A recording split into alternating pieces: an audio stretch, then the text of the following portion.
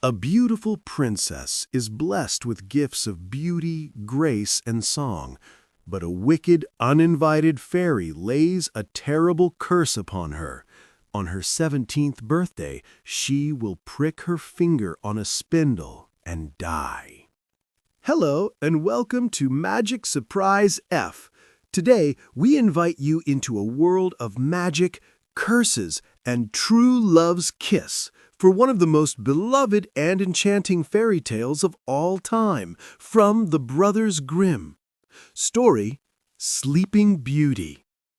Once upon a time, there lived a king and queen who were very unhappy because they had no children. But at last a little daughter was born, and their sorrow was turned to joy. All the bells in the land were rung to tell the glad tidings. The king gave a christening feast so grand that the like of it had never been known. He invited all the fairies he could find in the kingdom, there were 7 of them, to come to the christening as godmothers. He hoped that each would give the princess a good gift. When the christening was over, the feast came. Before each of the fairies was placed a plate with a spoon, a knife, and a fork, all pure gold. But alas, as the fairies were about to seat themselves at the table, there came into the hall a very old fairy who had not been invited. She had left the kingdom 50 years before and had not been seen or heard of until this day. The king at once ordered that a plate should be brought for her, but he could not furnish a gold one such as the others had. This made the old fairy angry, and she sat there muttering to herself.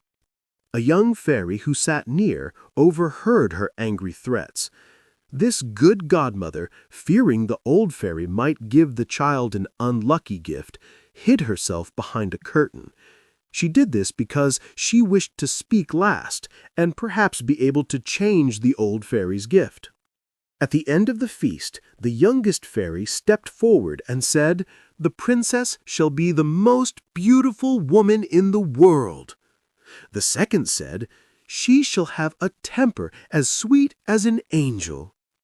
The third said, "She shall have a wonderful grace in all she does or says." The fourth said, "She shall sing like a nightingale." The fifth said, "She shall dance like a flower in the wind."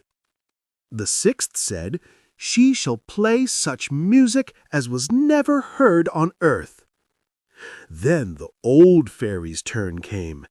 Shaking her head spitefully, she said, "When the princess is 17 years old, she shall prick her finger with a spindle, and she shall die." At this, all the guests trembled, and many of them began to weep. The king and queen wept loudest of all. Just then, the wise young fairy came from behind the curtain and said, "Do not grieve, O king and queen. Your daughter shall not die. I cannot undo what my elder sister has done. The princess shall indeed prick her finger with the spindle, but she shall not die. She shall fall into sleep that will last 100 years. At the end of that time, a king's son will find her and awaken her." A sleep of 100 years. The king has ordered all spindles to be burned, but can anyone truly escape a fairy's curse? Before the princess's 17th birthday arrives, we have a small request. If you are enchanted by this timeless tale, please subscribe to MagicSurprise F. Your support helps us share more magical stories. Now, let's see what fate has in store for the beautiful princess. Immediately, all the fairies vanished. The king, hoping to save his child even from this misfortune, commanded that all spindles should be burned. This was done, but it was all in vain. One day, when the princess was 17 years of age, the king and queen left her alone in the castle.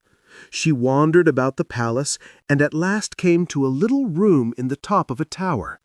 There, an old woman, so old and deaf that she had never heard of the king's command, sat spinning.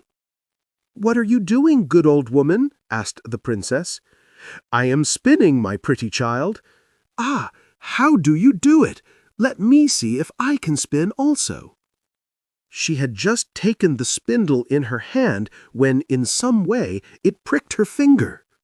The princess dropped down on the floor. The old woman called for help, and people came from all sides, but nothing could be done. When the good young fairy heard the news, she came quickly to the castle. She knew that the princess must sleep 100 years and would be frightened if she found herself alone when she awoke. So she touched with her magic wand all in the palace except the king and the queen. Ladies, gentlemen, pages, waiting maids, footmen, grooms in the stable, and even the horses. She touched them all. They all went to sleep just where they were when the wand touched them. Some of the gentlemen were bowing to the ladies. The ladies were embroidering. The grooms stood currying their horses. The cook was slapping the kitchen boy, and the servants began to serve the supper. Then the chief lady in waiting, who was ready to die of hunger, told the princess aloud that supper was ready. The prince gave the princess his hand, and they all went into the great hall for supper. That very evening, the prince and princess were married. The next day, the prince took his bride to his father's palace, and there they lived happily ever after. And so, with a single kiss, the spell was broken, the castle awoke, and the prince and princess found their happily ever after. We hope you enjoyed this enchanting version of Sleeping Beauty. If you love classic fairy tales filled with magic and true love, please support our channel by subscribing to MagicSurprise F. Remember to click the bell icon so you're notified of all our new adventures. A like, a comment, and a share with your friends and family would mean the world to us. Let us know which classic fairy tale you'd like to hear next. Thank you for listening, and we'll see you again with another Fairy Tales and Short Stories for Children.